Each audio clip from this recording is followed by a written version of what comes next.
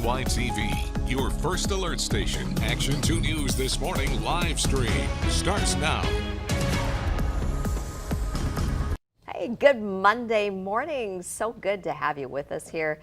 Monday came quickly, didn't it? Especially when you stay up watching a football game. Watch kind of a big late deal. night, goes into overtime, not planning, but you're in for it, so you might as well just finish it off, thinking about every AM news person when it went into overtime, and I'm like, man, just want another 20 minutes added to the... Full disclosure, we both stayed up. we wanted to, you had to see, it was so close. You couldn't go to bed. Yeah. If it was maybe like a 2-touchdown lead or something. I did. I was a wuss. We'll be paying for it. Okay, so we're going to be diving deep in today's topics, and obviously something that we have been talking a lot about, not Super Bowl. I see what you did there, diving deep. Yeah. We're dealing with water. We're talking about, ice. Yeah, we wish we weren't dealing with water. We right. wish there was lots of ice out there. The sturgeon spearing season kicked off this weekend despite those unstable conditions. Kristen Allen live in Menasha this morning with what people need to know if they're heading out on the ice this week, Kristen. Yeah, well, officials, local, of course, we've been talking about local sheriff's offices and police departments and first responders who have been urging caution since last week, and the DNR as well. And they still want people to be really cautious this week, even though the temperatures might be a little bit cooler than what they were last week. Today is still supposed to be on the warmer side, near 40. It's still pretty good it's still pretty warm for this time of year. So even though they might be feeling a little bit cooler later this week, the ice still is unstable in a lot of areas, and there can still be breakthroughs. So they still just want people to be really careful. And they say the number one place that you can get the best and most up-to-date information is, again, checking in with those local fishing clubs who regularly monitor the ice. And Kristen, the DNR gave us some numbers about how many people, how many shanties, I guess, that they had out there, right? A lot less than previous years. Yeah. Far fewer, and they had aerial views, so they were up in the air on Saturday, the opening day, and they counted about 450 pop-ups and shanties on Lake Winnebago, and they said those were mostly in the southwest portion of the lake, but that compares to about 3,000 last year and then about 6,000 in 2022. So far fewer people out there. And then again, even noted in the DNR's report that I didn't mention this morning, is many of those people walking out, 300 yards or more onto the ice, carrying all their equipment, bringing those pop-ups out versus driving out there and taking ATVs or other vehicles like they've done in the past. Kristen Allen reporting live in Menasha this morning. Kristen, thank you so much. A cool view behind her of the lake. And Steve, we're going to head over to you now. You've got a cool view behind you as well. The Manitowoc sky came a beautiful sunrise there this morning. A game atop that, right? Like Lake Winnebago was nice, but look out towards Lake Michigan. The sun is coming up, and gorgeous. It's kind of here. I probably should move over here so you can see everything. We're kind of lighting up the underbelly here of some of the clouds. A nice view to start off this Monday morning. And it's a pretty quiet Monday. It's been a quiet February so far, but potentially that might change some point this week, Steve? Yeah, I mean, we do have some unsettled weather ahead. There's been a couple snow showers cutting through Door County, a few flakes still there on First Alert Viper Max, and some flurries all the way back into Menominee County, Michigan. There's a more significant disturbance that's going to be impacting us by the time we get into Wednesday night and into Thursday. But I do think, except for some stray flakes in the north, today is probably going to be dry. We'll see mostly sunny skies with more clouds in the north and a high temperature of 42 degrees.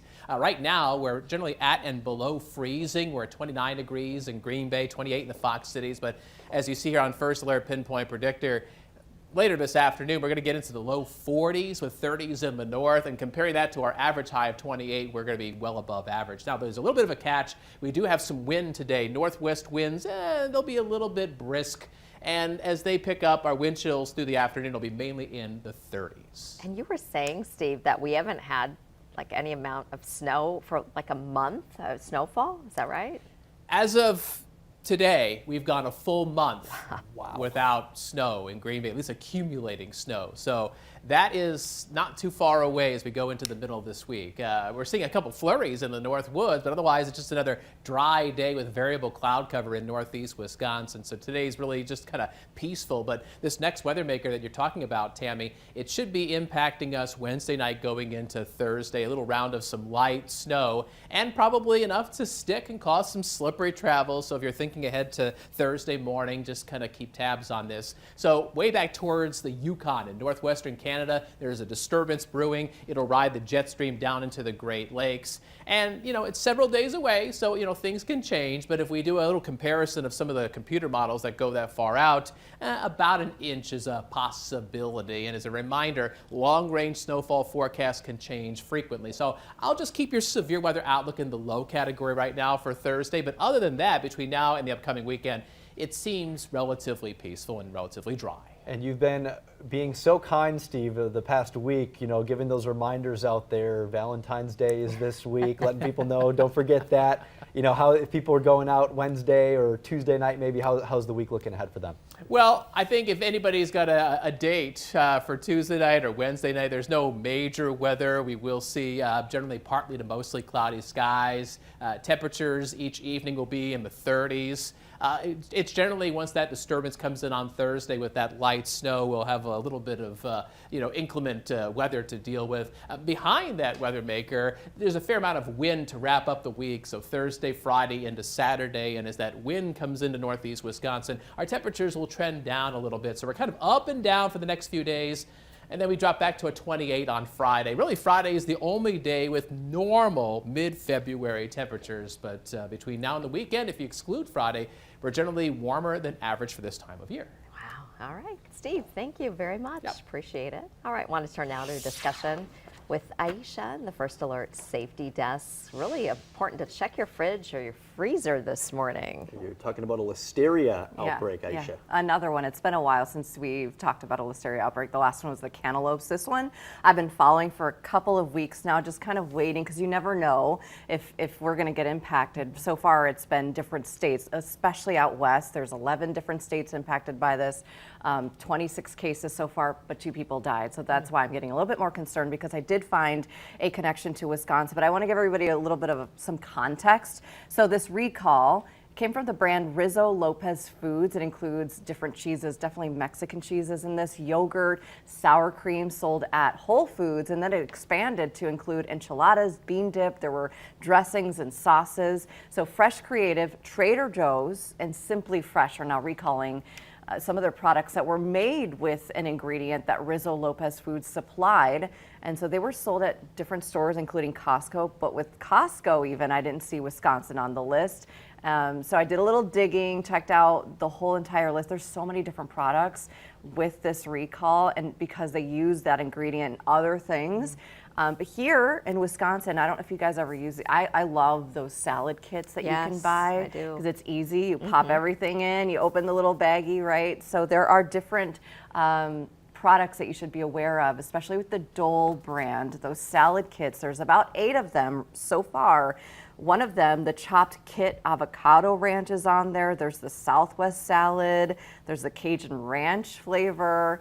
All things I've actually bought before. And you can find them at different major stores like Walmart. I've seen them at Sam's Club, things like that. But they do have different best if used by dates. So I definitely want you all to check our website, because Ted, our amazing web guy, he did put everything on WBAY.com. Just go to the safety desk tab and check to see that it's not one that you have in the fridge, because listeria, it sucks. It's not good, especially for younger kids, older people, abdominal pain, there's a fever, and it could be deadly. And like you said, as more states starting to experience it in more cases, it's important to get ahead of and try and avoid those symptoms. Absolutely, especially now that we know that things have been sold here. Just want to give everybody a heads up today. We appreciate it. Yeah, that First Alert update. All right, Aisha, thank you so much. And right now there's a program helping international students with their college journey, and it's looking to grow with your help. And our Emily Roberts joining us live this morning at Lawrence University in Appleton. Emily, you've been talking about the Friendship Family Program. Love that name. What's the program all about? Yes, Tammy Emerson. The Friendship Family Program is, of course, a program at Lawrence University where families can apply to essentially become a support system for an international student. So they get matched, paired up. The family I spoke to say that they usually are paired up with a student for their entire 4-year undergraduate college career, but of course that can change depending on the situation.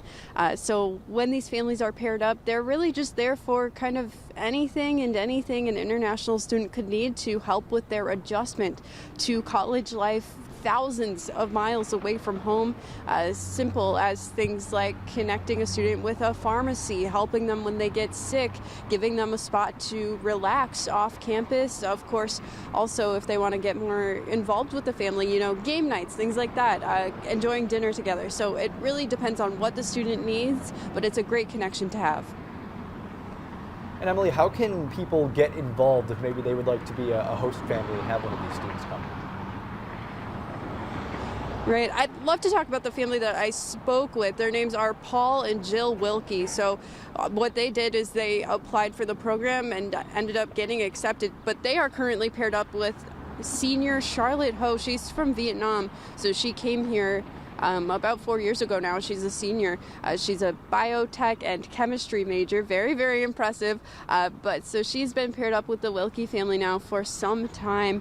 And she's had an amazing experience with that family. The family just has had 14 students from 10 countries since joining this program more than 2 decades ago. So now Charlotte is joining on that list. They say that Charlotte, some of her favorite experiences are enjoying the holidays, the American traditions that the Wilkie family helps her with. They mentioned learning how to carve pumpkins together, but the family also talked about dyeing Easter eggs, things like that. Those game nights, so pretty neat stuff there. Anyone interested can always apply. We have a link posted at WBAY.com/links. So of course that link will take you to a page with more information and that application. Lots of good stuff there. Great to have you highlighting that program, and love that sunrise behind you there at Lawrence University in Appleton. Thanks, Emily. And we're talking about traffic now with Catherine Braccio this morning. Catherine, a few slick spots out on the roads in some parts? Yeah, just a few slick spots, but for the most part, things will be good. Some people might be a little more tired than usual if they were up really late last night, but remember, you got to focus on the road, put down the phone. Here's one of those slippery spots we're talking about. The DOT says 43 in the Sheboygan area could be a little bit slippery. Then south of Plymouth in the Cascade area could find a slippery spot or two. And then farther north, we had some snow go through Marinette County, northern Door County, so that could have a slippery stretch here and there. Pretty clear on a Monday morning. Like you said, though, important.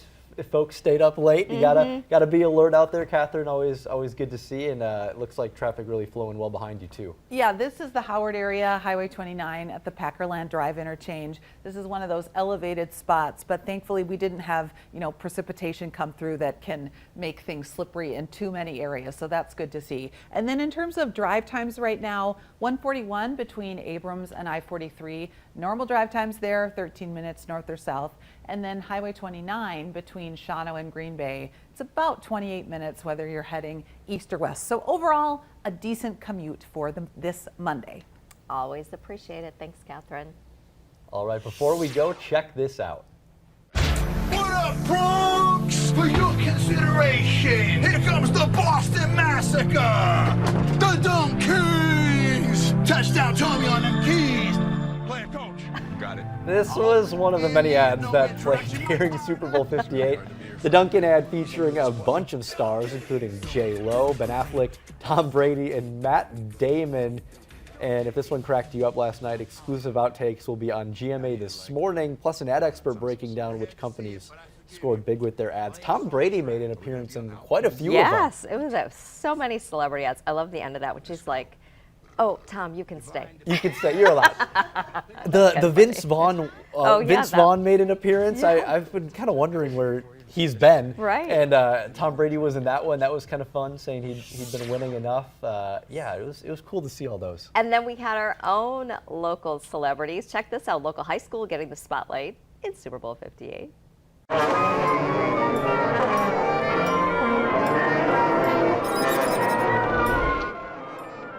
Yeah, if you stayed up past the third quarter of last night's Super Bowl, maybe you saw this ad featuring students in the band from Howard Swamico from the school district there. And you see right there, Packers head coach Matt LaFleur pretending to be the band instructor, giving the students the correct instruments after they used the wrong ones.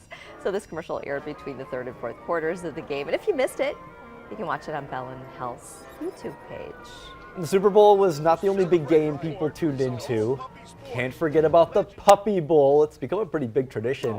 This contest marked the 20th year for the Animal Planet show. Defending champs Team Fluff took on Team Rough.